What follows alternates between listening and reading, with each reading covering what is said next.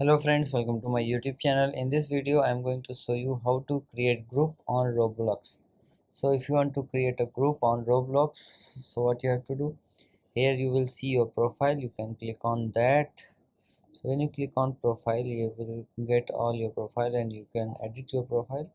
So just click on view profile, and when you click on the view profile, you have to wait for a few seconds. If it is not opening, just cut, and here you will see more option. Just click on the more, and here you will see groups option. Okay, just click on this groups option and wait for a few seconds, and here you will see at the top create group option. Just click on create group, and here you can enter the name of your group. Okay, so I'm going to enter the name of my group.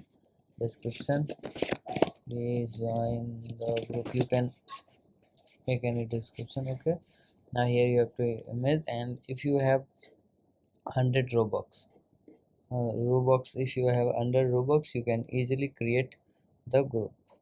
So you must have that 100 robux. So like this you can create a group on Roblox. So if you like this video, please like my video, also subscribe my channel for more videos like this. Thanks.